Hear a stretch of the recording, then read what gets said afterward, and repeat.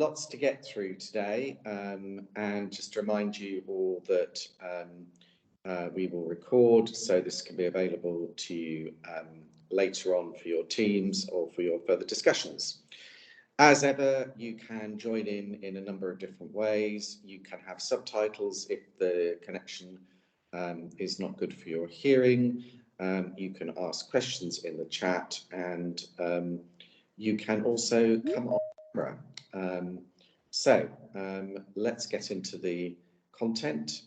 So in a minute, we're going to have a bit of an operational update, just where we've got to, and Palmer's going to talk us through that. Then we've got a clinical strategy update led by Rabia, Matt and Polly.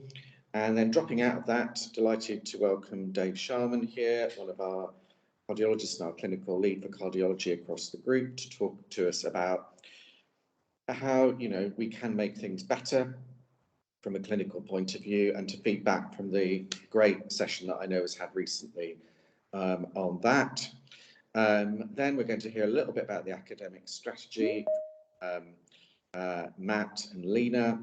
We're going to go then into a section obviously around people pulse, survey results, but also more importantly have a bit of a conversation today. We're very much aware that this is the first month that people's pay packets have been hit by some of the changes that we know are going on. And then finally wrap up with a review of the dedicated to excellence, and in particular today, the International Day of the Nurse.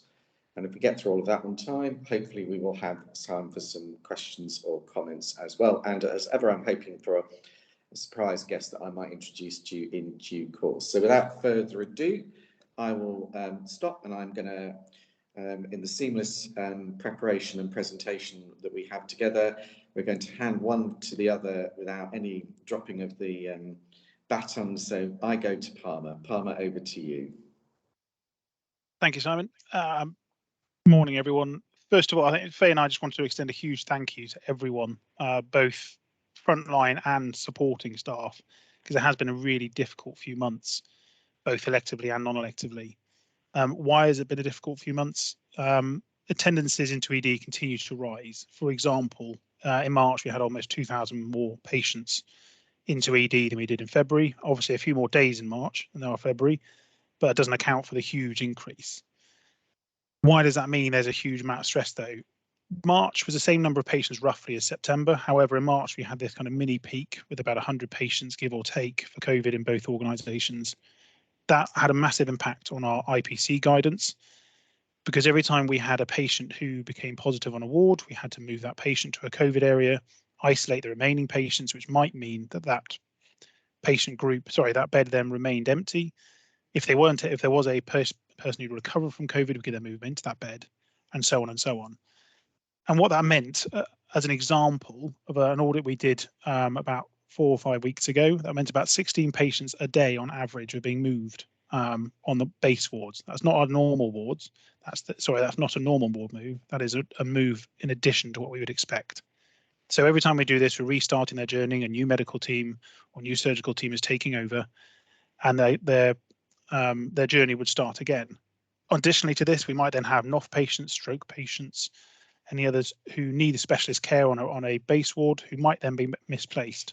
So we're then extending people's length of stay, and the longer the length of stay, potentially more decompensation. They then might need extra pathways to get out of the hospital. So it's causing issues. Thank you, Richard. IPC. We're just causing a lot of increases to length of stay, and we're also causing the amount of pressure on the system to try and then get patients back out. And that's then all creating this huge amount of pressure within the wards and for everyone on the front line. If you put on top of that the sickness that's going on at the same time as we're trying to achieve a lot of electives backlog reduction. So it is a huge thank you. As you'll have seen, we have reduced the IPC guidance and relaxed some of the rules, which has meant, as a game changer, it means that we can reduce that amount of moves from 16 a day down to 5 or 6. That means that there's 10 patients every day who aren't restarting their journey, which means we move through their journey quicker, we can send them home. So that's made a huge amount of difference to our length of stay. On top of that, the incredible amount of work that's been done across both organisations on flow have started to really kick in. You know, at NGH, we've had our flow coordinators change the way they work. We're doing a lot of work around board runs across both organisations. As an example, and I'll talk about NGH here, but we've seen a 3-day length of stay reduction on medicine alone. I know Kettering have also seen a reduction as the work they've been doing.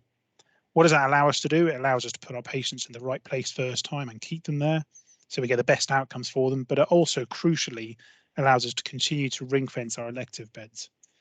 And why we want this is really crucial for our cancer patients and our urgent patients, as well as routines that have been waiting over a year within Northamptonshire. We continue to maintain a kind of top 5 or top 6 position nationally for the backlog of our cancer performance.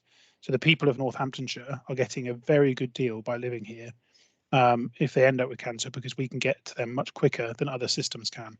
And that's, you know, kudos to all the people that play their parts in that. It is relentless, it is tiring, but there is a huge amount of increased output and therefore better outcomes for our patients, which is what we're all here for. So it all links, and I think the non-elective position is getting better with all the work that everyone's done. So thank you for everyone who's doing the change and managing the change. Thank you to everyone who's managed all the stress so far. There is more to come, and we want to make this better before we go into another difficult winter. But very much now in the forefront of our minds, we've got another long weekend coming up in 2 weeks. So we'll be kind of gearing up towards that. But a huge thank you to everyone that's done the work so far. And seamlessly on. Thank you, Palmer. So hello, good morning, everyone. I'm Richard. I'm the Director of Governance at Kettering, and I'm doing some work across the group and at NGH on a few things governance-wise, including information governance. And I couldn't resist a quick opportunity to take up 1 minute of your time in between presenters today to just shamelessly plug information governance training. We all deal, everyone on this call deals with patient and staff data, or systems that deal with patient and staff data across our hospitals, and it's really, really important that we manage that staff and patient data carefully and that we protect our systems from abuse and from external threats. One of the best ways we can do that is by doing our information governance training. We do have nationally set targets for 95% of our workforce to have done that training, and the deadline for that is the end of the month. So this is a plea. There are approximately 500 people in each hospital who currently are out of date with this training. There's lots of different ways to do it. We're putting on team sessions, we're doing paper forms, we can come out to your teams and help you. If you have staff that don't regularly access computers, they still need to do this training, but we can come out and do that work with you face to face, and we can arrange remote sessions. You can do it via net consent, access it via the street at NGH. You can access through ESR, or you can access through HEE's e-learning for health platform. But the very quickest way you can do this and get compliant is by quickly popping your phone out, scanning the QR code on your screen, which will take you to a Microsoft Teams form, which you can fill in and get compliant straight away. And I'm hoping by the power of our digital colleagues, that QR code will also end up in the chat so that people can quickly scan it. And there you go, there's the link. Brilliant. Thank you ever so much. And I will now seamlessly stop my shameless plug and hand over to Matt to talk you through the clinical strategy with his colleagues. Thank you very much. Thank you very much, Richard. Button accepted, and off to a flying start. This section is a brief update on the clinical strategy progress before a bit more of an in-depth dive into progress in the Cardiology Centre of Excellence. So very briefly, colleagues will remember that there was a 7-month piece of work led by senior clinicians across our hospitals to develop our clinical ambition for those of a zoological persuasion that apparently approximates to the gestation of a hippopotamus. So a detailed piece of work, and subsequently we have been through a process of improvement and refinement through widespread engagement. And I just want to say a huge thank you to all of you who have taken the time and effort to make our emerging strategy the best it can possibly be, because we are already beginning to harvest some of these synergies of the blossoming relationship and collaboration between our great hospitals, and finding that already what we can do together is greater than the sum of our parts. What we will be doing is building, and are doing already, is building stronger services, delivering better patient care and better working lives. Please, could I have the next slide, please? Just a very brief reminder of the case for change driving the clinical strategy, and in a nutshell, we have the whole country has a growing and aging population, and in Northamptonshire, our population is growing and aging even faster than the rest of the country, which sounds like the plot of a strange science fiction film, but in fact it's just a demographic fact affecting our county. And so that does mean that if we carry on working the way that we have always worked as two separate individual hospitals, we will not be sustainable for very much longer. And our patients have made it really clear to us consistently that they want our services to be joined up and to minimise delays. And we know that working separately as different hospitals, we, like most other district hospitals across the country, have had difficulties recruiting and retaining some staff. Whereas working together as University Hospitals Northamptonshire, in some areas we've already seen a significant improvement in applications to come and join us, which is fantastic. And next slide, please. You'll be pleased that we're not going to refresh the full 120 odd pages of the strategy, but I will touch very briefly on the 4 key bricks before we then drill into a bit more detail on one of them. So we are going to be, of course, our strategy is to work ever more closely in our emerging integrated health system with other partners in the county for that seamless, high quality care. We are going to ring-fence elective capacity, which means that people who have been waiting for much longer than any of us would like, largely due to the impact of COVID, will get their procedures sooner than they would otherwise have done. We are continuing to build on our university hospital status, and there's more on that later, so I shall leave that there. And what we are going to spend a little bit of time on is our centres of excellence, in particular cardiology, but I will just mention something. Next slide, please. Around the Cancer Centre of Excellence, which is already reaping dividends for our patients and colleagues, led out of Northampton General Hospital, delivered across the group. And it is the surgical robot is a very real example of patients with cancer, initially prostate, but we've also now done our first colorectal cancer surgery using the robot, and there is a plan to bring head and neck cancer surgery into the practice in the county in the very near future. And just to give you a small flavour of what that is like, there are patients who are waiting many months for surgery out of county, and instead we are now bringing those patients back into the county, operating them much more quickly, and patients with prostate cancer are already having their major pelvic surgery one day and able to go home well the next. So that's a massive improvement in quality of care for our patients, and I think all involved should be hugely proud. Next slide, please. And I believe this is the moment where I seamlessly hand the button on to Polly in the first instance. Thank you. Thanks, Matt. And just echo what you said in terms of how exciting and great it is that by working together, we are already now seeing some really significant benefits for patients. But also echo what you said earlier in terms of, I just wanted to thank everybody who has taken part in the engagement and the feedback on our clinical ambition document. Over the course of the last few months, over 500 of our staff, 500 of you, have come to either the very many staff briefings that we've had on it, or have fed back through the engagement survey, or through group meetings, team meetings.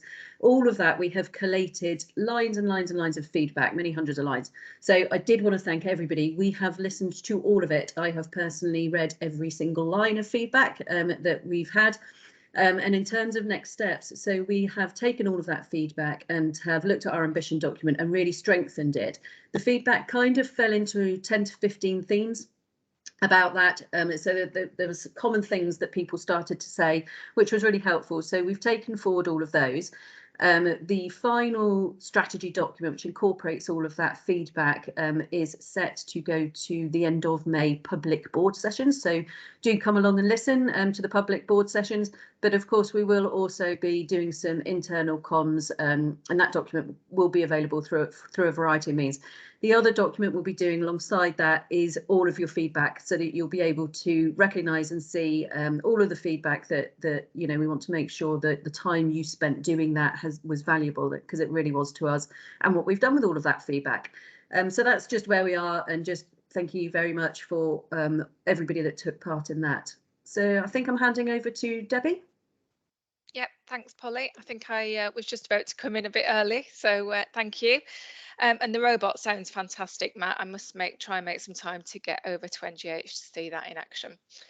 So I am absolutely thrilled today to be introducing our thoughts and ideas, and that's what they are at the moment, thoughts and ideas, on our Group Centre of Excellence for Cardiology. So I think colleagues will already be aware that we have growing demand for our cardiology services in the county. The largest number of deaths in our county are also due to ischemic heart disease. And actually that demand will continue to grow. So for patients or people who are over the age of 65 years, by 2038, we will see a 50% increase in where we've been over the last few years. So quite an increase in demand. We have really good services for cardiology across the group at the moment, but on occasions we have unequal access for some of our patients in the county. And also we have to send our patients outside of the county on occasions if they need specific and specialist interventions. So we've got a huge amount of opportunities here with cardiology and working together across the group to improve our services for our patients. So that means that we will be recruiting to roles that have been difficult to recruit to perhaps in the past, and Matt's already mentioned that we're starting to reap some benefits as a group in that respect, but also working with colleagues across primary care and public health on prevention of this disease, which is, as I mentioned earlier, is continuing to grow. We want to provide care closer in the community to patients' homes. So our Centre of Excellence will be an integrated service which will be known nationally for exceptional patient outcomes, fantastic staff and patient experience, and extensive research. And I think we're going to do a bit of a triple act here. I am now going to hand over to Dave Sharman, who is our Group Clinical Director for Cardiology. Dave, are you happy to introduce the next slide and then hand to Rabia afterwards? Thank you. Yeah, do excuse the pout and show exactly what was happening in that picture. There has been a lot of information just passed to us all between Debbie, Polly and Matt that all pushes towards a single common goal.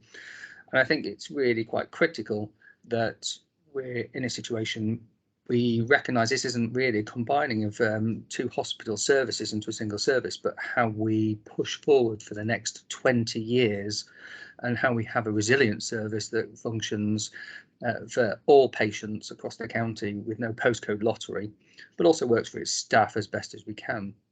We've had consultation after consultation, which accrued with the collaborative conference we had a couple of weeks ago, and many hundreds of lines of feedback and ideas, concerns have been collated, and every single one of them has been written down and has been looked at. So we're going to try and take everything on board as we move forward. Yes, play. Yes, play on. Move slide, please.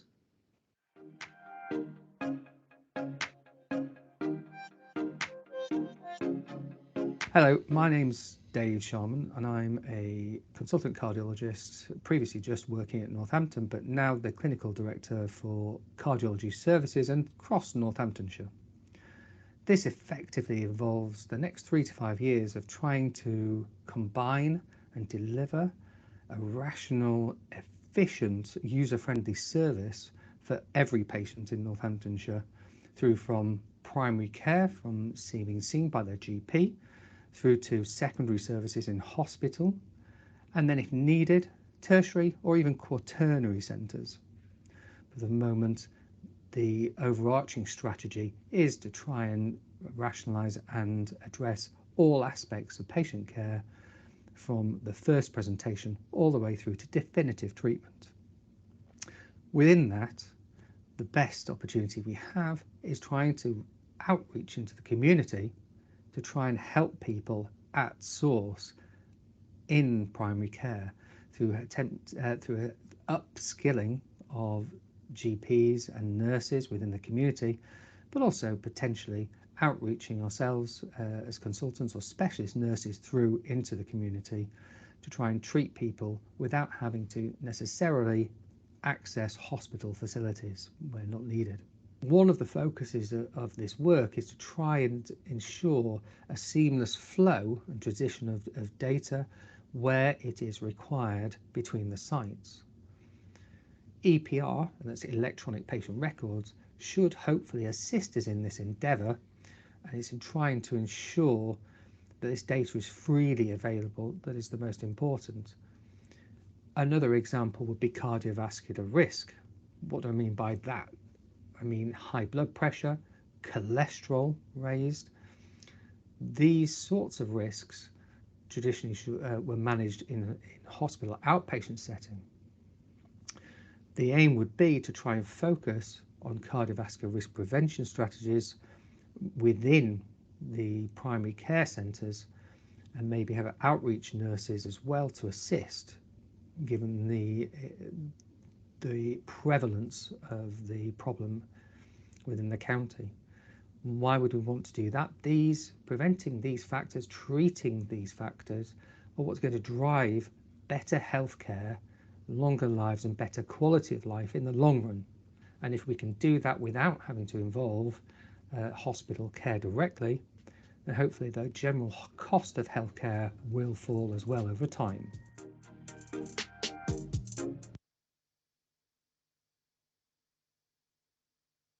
Thank you. I think that's where I come in. For those who don't know me, I'm Rabia, Medical Director here at Kettering.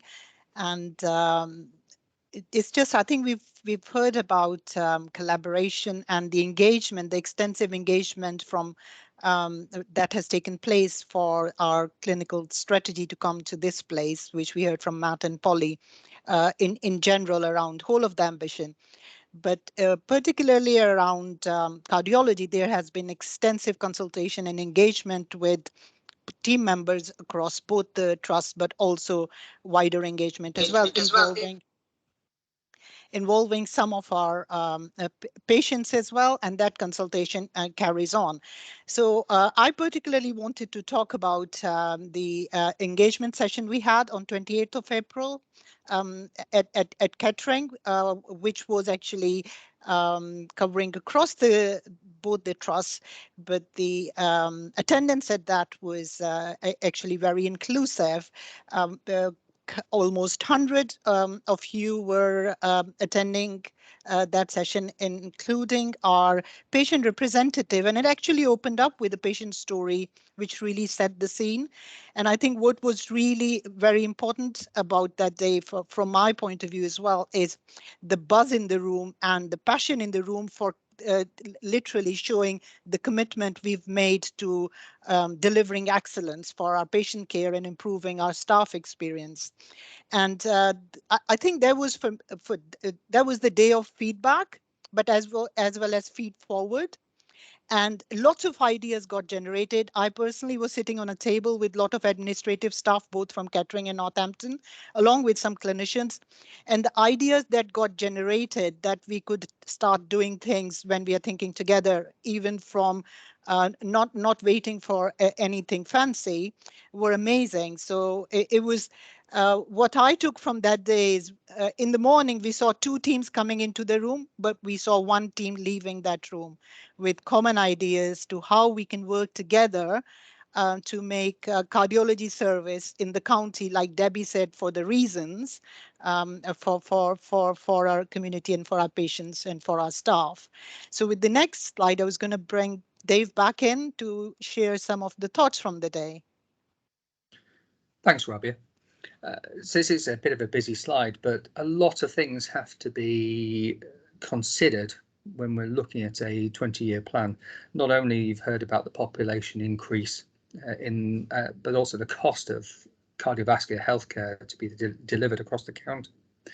So within that, there are some specifics that we have to consider with national guidance from GIRFT and from our interventional regulating body, BCIS.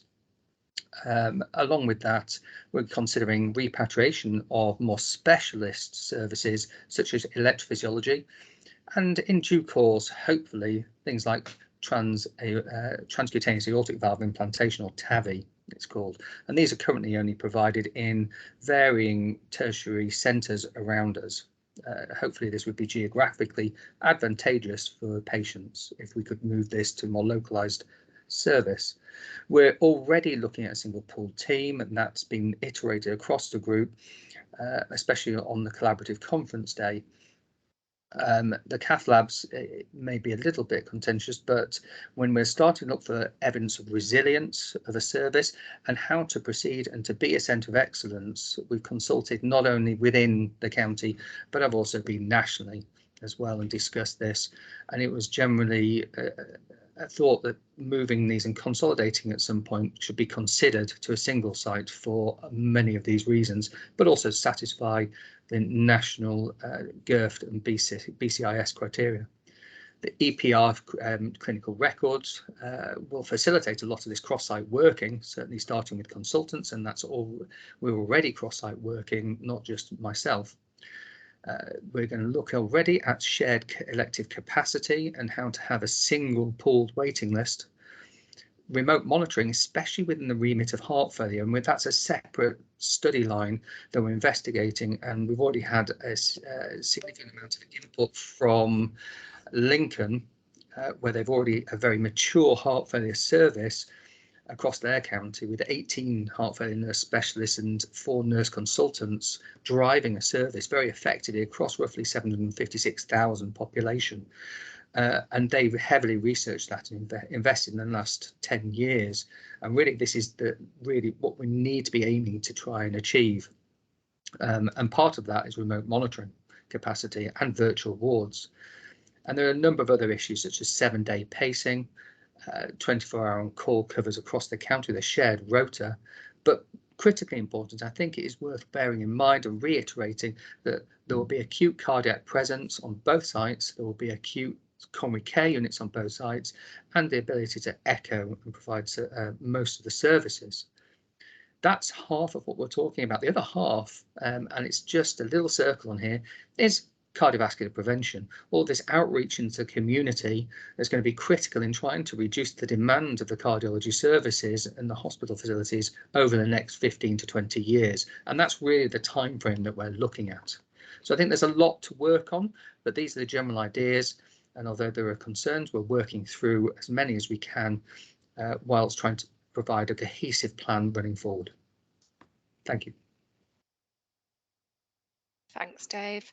I think we are now handing over to Matt on the academic strategy. Thank you very much. And yes, I'm sorry, it is bad news. The fabulous Kay Faulkner is unfortunately feeling less than tip-top as she is recovering from the ravages of COVID. And so I will do my very best to emulate her excellence. This slide, those of you who have been to these briefings before will have seen this slide and similar in previous iterations. And really what it says is that we have developed a clear academic strategy across our hospitals, the University Hospitals of Northamptonshire. We've got a clear vision for it and ambition, and we've got our objectives to deliver on that. But what does that really mean? And that is a fairly frequent question, so we thought we'd have an attempt to distill that down to what it means in practice. Next slide, please. So we've, broadly speaking, chunked that up in what it means for our patients, first and foremost, what it means for each other, and what it means for our hospitals or overall. So for our patients, access to new treatments through clinical trials and the opportunity to be part of research, both to reap the personal benefits and to feel that they are helping to shape future improvements in care.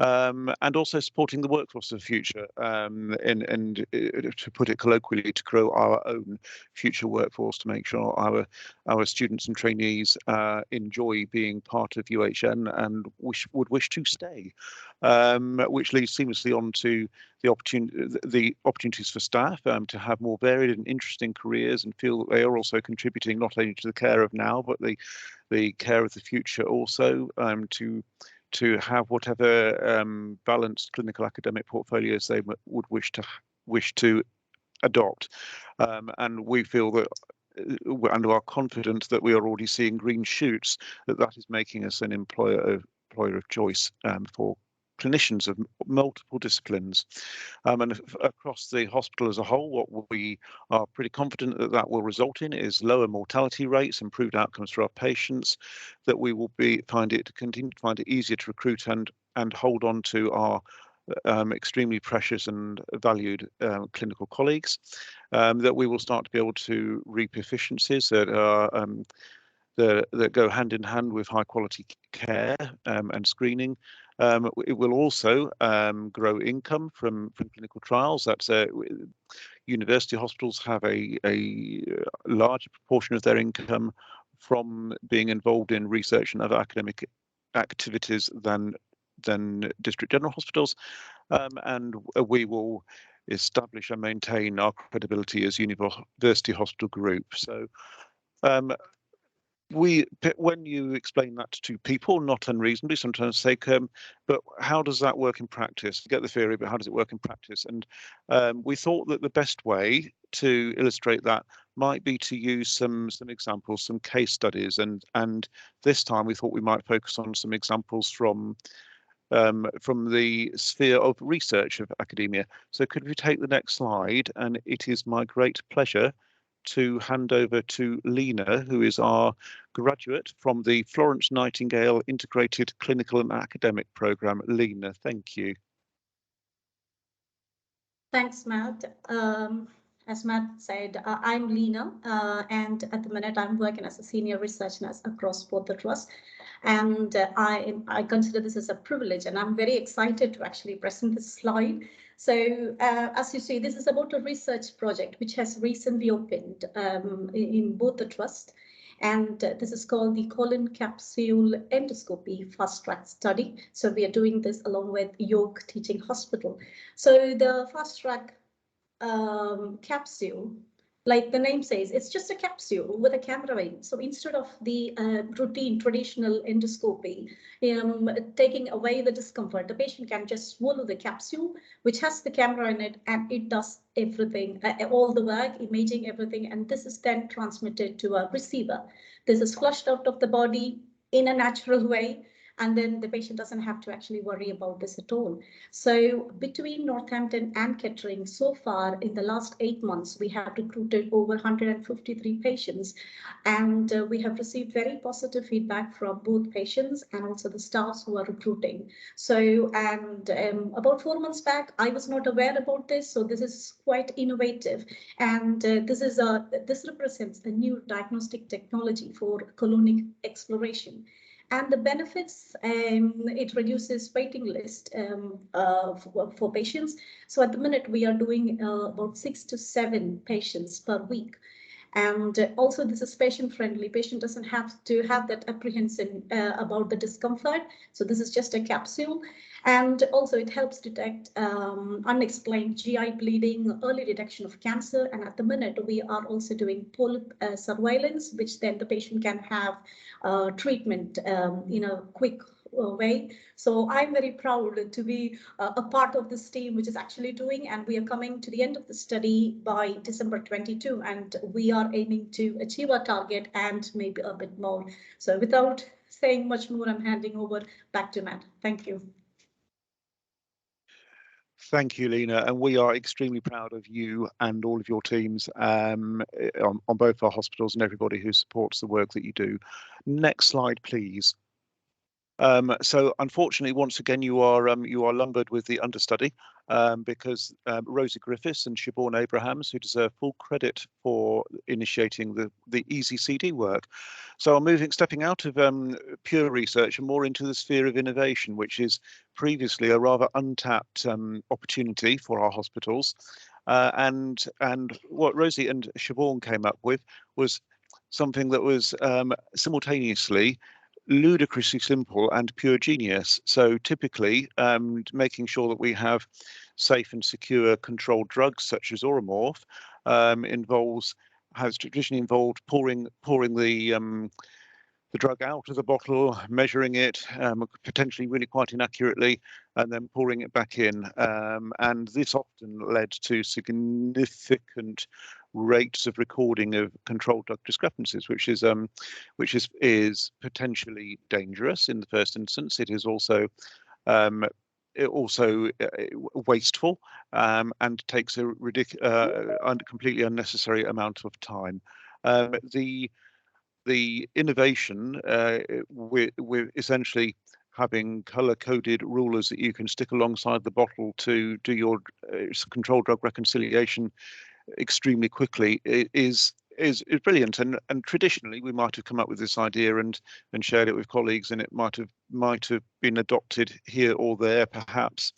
But with the expertise and innovation that Kay Faulkner brought with her from Manchester, we were able to support Rosie and Siobhan colleagues to go through an innovation program, and have now commercialised the product and are marketing it.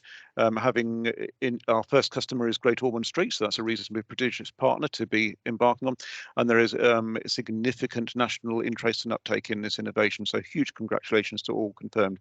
Another little case study of what the academic strategy is doing for our patients, for each other, and for our hospitals. Next slide, please. Another arm of our academic strategy is to make sure that as many people that we recruit people with an academic expertise. So earlier this week, I met some candidates for professor posts that we are recruiting to next month. They were outstanding and uplifting, with all sorts of brilliant ideas of stuff that they would like to bring to our county.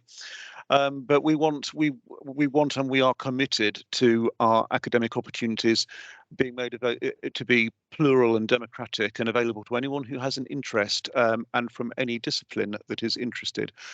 So to that end, both hospitals of our group now are adopters of the National Institute of Health Research, is what NIHR stands for, Associate Principal Investigator Scheme, which allows principal investigators are those individuals who have overall responsibility for running clinical trials in a hospital, and this will really help us to further disseminate opportunities for our patients to participate in research, and for our colleagues who value it to be involved also.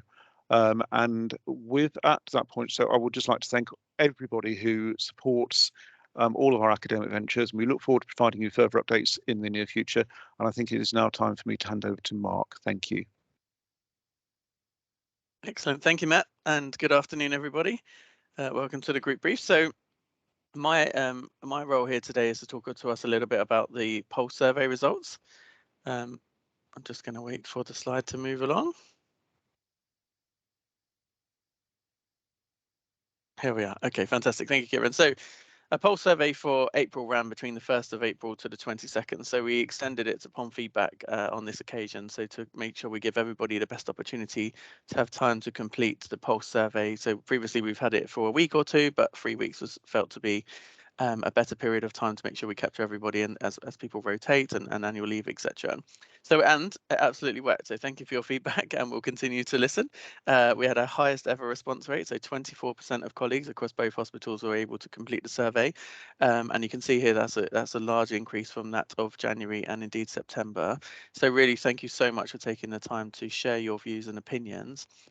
Each trust will take away their specific feedback and the comments that were made in terms of what can we do to further support or enhance your work experience, but also what can we do to further support patient care and delivery, and the ideas and suggestions, and indeed the thank yous, were really heartwarming to see and to read. Well, as I say, we had a number of positives, but we also had a number of suggested areas that we could improve upon. I was just going to share a couple of those now as to what we could do seamlessly across both hospitals at the same time. So if we can go on to some of the what we could do better. So here we are. In terms of improving colleagues' work experience, here we are. In terms of some things that we could do in relation to development, in relation to subsidised transport, as you can see here, the motivation around appraisals. There's also some really interesting feedback in the middle here, so you can see recognition of back office staff or corporate services staff or support or enabling staff, depending on how you would like to describe that. My preference is around corporate services or enabling services, just to put that out there. And so we've listened to that in April and in May as part of our walkarounds and part of our recognition programme for our group exec development.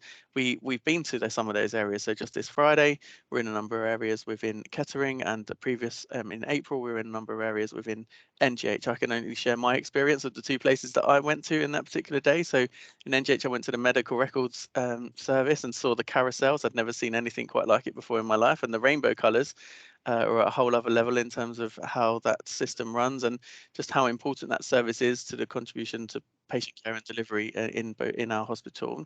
And then into the library services in KGH, where I saw the fantastic wellbeing centre that had been created in the corner of the library there. I mean, it's a lovely space already, but to hear Becky and the team's plans were even more special in terms of what we aim to do with some of that space, particularly around some of our digital enablement and indeed further wellbeing spaces. Just another quick plug there for the library. We need to make sure we utilise those services on both sites.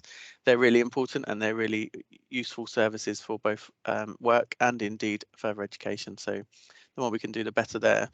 In the bottom right here, you can see to be clearer about collaboration. So hopefully you'll note today that was part of the session around the group brief, was to make sure we are clear about what collaboration means, how it's progressing, and how we can potentially contribute to that. So you've heard from a number of services, including from the research and academic perspective today.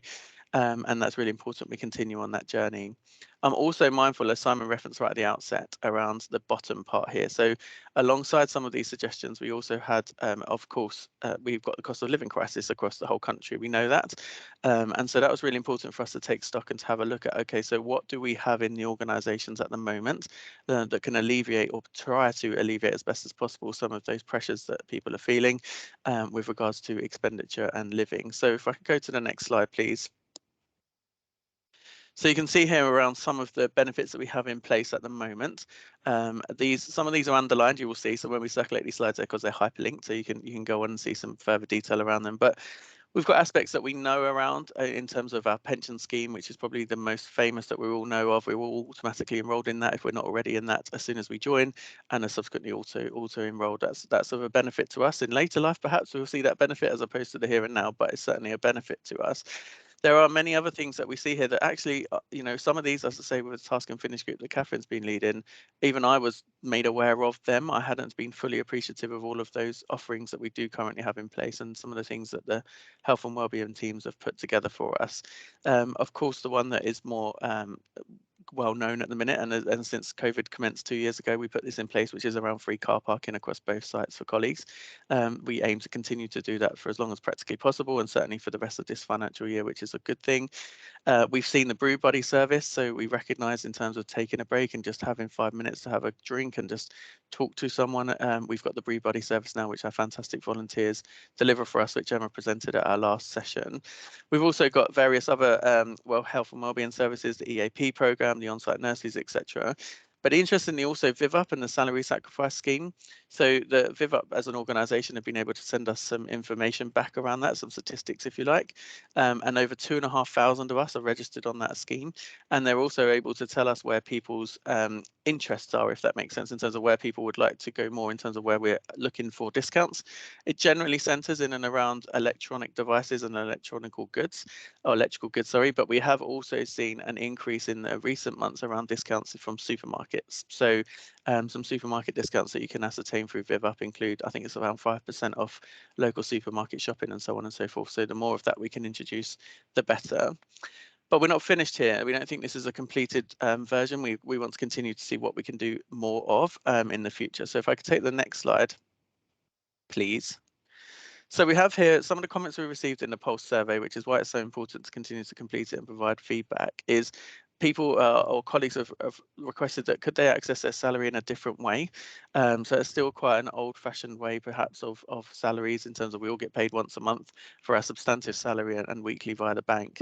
And what colleagues asked is to have more power over their pay. So could we access that earlier if necessary? So if there's an unexpected bill that comes in, or there's something that we need to pay earlier in the month, how could we access that salary in advance of payday, whether it be the 27th or 28th of the month, depending on which organisation you work within?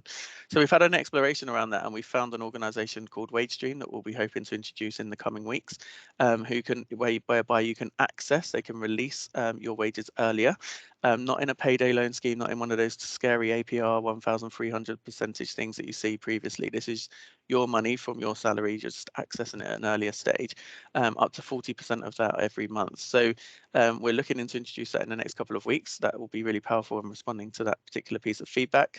Also, with regards to VivUp, so again, I say 2,500 colleagues utilise the system, and some of the comments received back from there is, can we spread the payments of some of those items that we purchase on a longer basis? So at the moment it's within a year.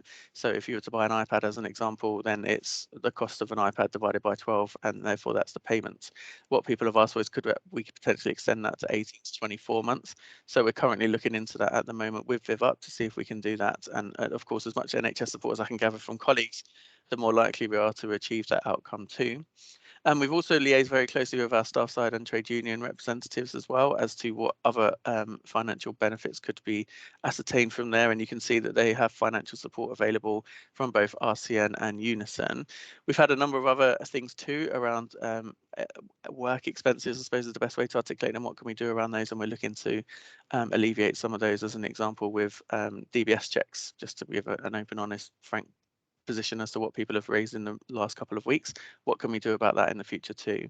So any ideas and suggestions will be great. Catherine Wills, is our Deputy Director of People, leads on this piece of work for us.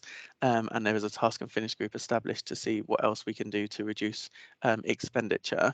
We know that pay and the outcome of pay will be probably around the summertime. It always happens before parliamentary recess. So we'll be in a better position then to say what the situation is with regards to our pay for those colleagues working for Agenda for Change and indeed medical and dental terms and conditions.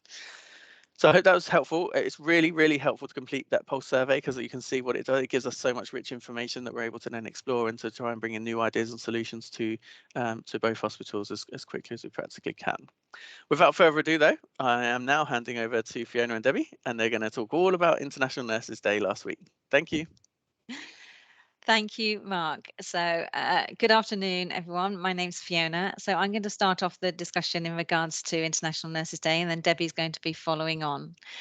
So International Nurses Day is actually celebrated on the 12th of May, but with any celebrations, it tends to start a lot earlier than that and usually finish a little later than that. So across the period of about a week to 2 weeks, we have a number of celebratory days. The first one is around our midwives and for our midwives, and that's celebrated on the 5th of May.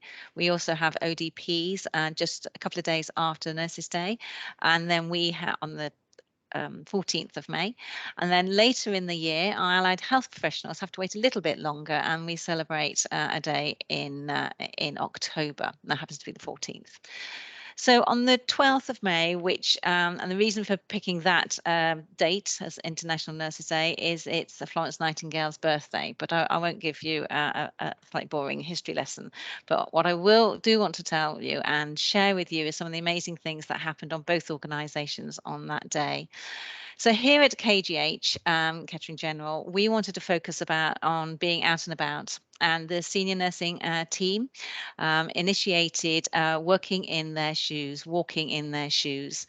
And what we did is we all participated in working clinically on the wards. And for some of us, that was a unique experience. I thoroughly enjoyed my time. I was fortunate enough to work with an amazing healthcare assistant called Michelle on Lamport Ward, looking after a number of elderly gentlemen. And we had a really great morning.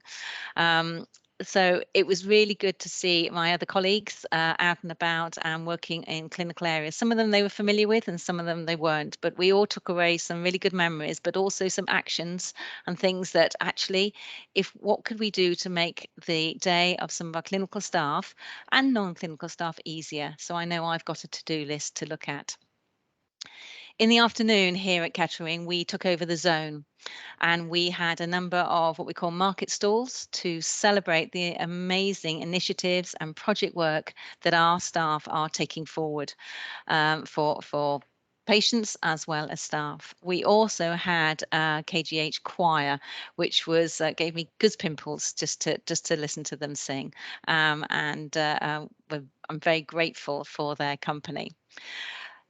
The celebrating any one profession on one day is not necessarily, it's a great thing to do, but it is about saying thank you in very different ways and celebrating all the amazing things that each of us do for each other and for our patients. So although it's a one-day event, it's about how we can continue, as other presenters, in particular Mark has said, how we can continue to thank you and support you to make your day easier.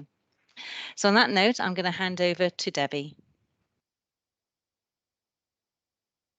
Thank you, Fiona. And for those of you who don't know me, my name's Debbie Shanahan. I'm the Interim Director of Nursing at Northampton and very proud to be.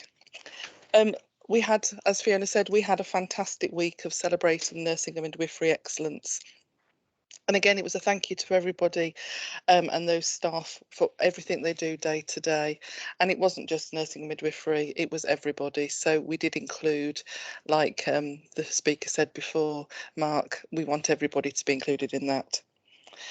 Our first event was we commenced our International Midwifery Day on the 5th of May and celebrated with some meaningful recognition with the Daisy Award to one of our midwives who had gone above and beyond and looked after a lady and her baby during birth, and it was exceptional. And then we had a visit from the senior leadership team and the exec team around maternity to say thank you for everything they do. On the Tuesday following that, on the 10th of May, we actually had our first Nursing and Midwifery conference. Wow, we hadn't been together for nearly 3 years. It was to relaunch our Pathway to Excellence, and what an absolute day it was. First time, as I say, face to face.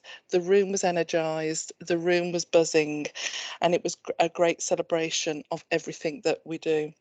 The theme of the day was proud, and all I can say was I was proud of all the staff who attended and all those staff that were still back at base who couldn't. But we've already got people want to come to next year's conference, so we're having to do a short list already. On that day, we celebrated lots of initiatives and projects ongoing in the hospital, that everybody works in silos and we don't know what each other does. It was absolutely amazing. Thanks to Kettering General, we had a fantastic table of our colleagues come over and did an absolutely fantastic presentation on falls, which I have to say there were a lot of conversation around that. We, as I say, we've already got staff who want to present next year, so it was an absolute joy and delight. The 12th of May, as Fiona said, was Florence Nightingale's birthday, 202, and we celebrated in our boardroom. Oh, that was absolutely buzzing. Again, like you, Fiona, some sort of market stalls, but lots of presentations from our patient safety teams to our PD teams to our tissue viability and falls. It was an absolute joy. Where the staff came and got cake, absolutely, and you can see the cake on the slide, Happy Nurses Day. I have to say Costco did a great job that day, but thank you to that. And like you said, Fiona, we ended the week by celebrating ODP's Day, and we could not do our jobs without other professions, and just a thank you to them. So thank you from a very proud Director of Nursing at NGH.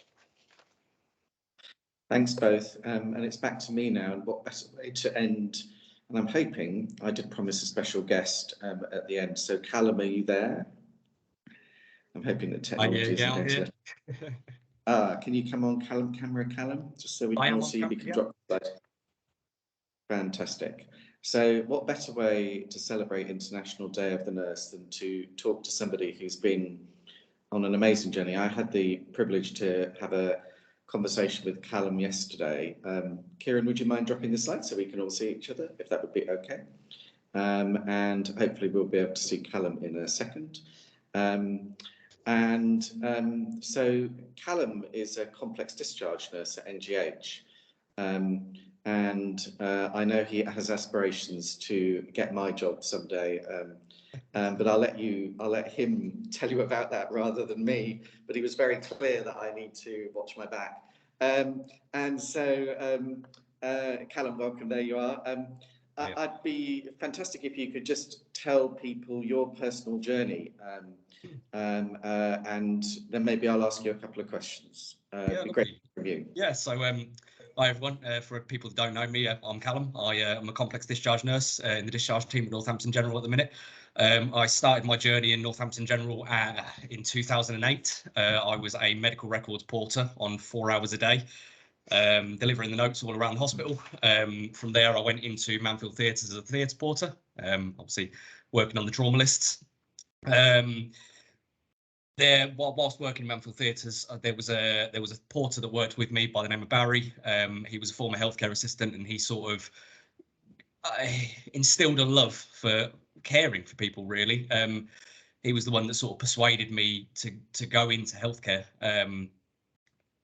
So yeah, from Manfield Theatres, I went and worked in trauma and orthopaedics as a healthcare assistant for a number of years. I applied for my nursing through the Open University at that point, but unfortunately I wasn't experienced enough at the time. So went off, I resat my maths and my English both at Northampton General Hospital, which obviously I passed. And at the same time, I left healthcare assistant and went and worked in physiotherapy as a therapy technician. I was there for a number of years, obviously gained more experience. I was a band 3 physio technician then, moved back down to a band 2 healthcare assistant in order to actually reapply for my nursing. Luckily was successful and got onto the Open University programme, so studied for 4 years of the Open University on nightly ward. Luckily I had the privilege of having some absolutely fantastic mentors throughout my 4 years. There was to name two, there was Flavia Taylor, who's currently staff nurse in haematology, and there was Kevin Taylor as well, and he's obviously now one of our practice development nurses. Two of the most amazing nurses I've ever had the privilege to work with. So yeah, obviously from qualifying, I then was staff nurse on nightly ward for a number of years. Went to Cretan ward, Benham ward, Victoria ward, all over the place really. Was senior on Victoria ward for quite a while, and now here I am as a band 6 complex discharge nurse. I'm in talks with practice development at the minute, looking at band 6 development programs and how to really move forward into the band 7 role really next, and onwards and upwards. And as you were saying, Callum, I think you were bold enough to confess to me yesterday that you had aspirations to go further. What was your phrase for it? Just share that with people. Lay a brick at a time for a wall you know you can build. So. And so say all of us, I think. Yeah, like. And so, Callum, I thought your story was amazing. And part of this is to say thank you to you and to celebrate you and what you've achieved over your career to date. I will watch with admiration and not a little fear now, I suspect, about what's going to happen next. But also, I said to you yesterday when we spoke that you're kind of here representing all of the nurses, all of the midwives, all of the AHPs who serve in our hospitals day to day. So although today we are celebrating you and thanking you, could I, through you, thank all of your colleagues for all that they do, and what an amazing journey, and we all look forward to seeing your next steps. So thank you, Callum. Thanks for being brave enough to share your story today. It's much appreciated. That brings us to the end of today's briefing. Thank you to everybody who's come, all the contributors. Hope you found it interesting. Callum, obviously you'll now be available for everybody's viewing pleasure forever, so I hope you don't mind that, and we'll see you all next time. Thank you so much, everybody. Have a good day.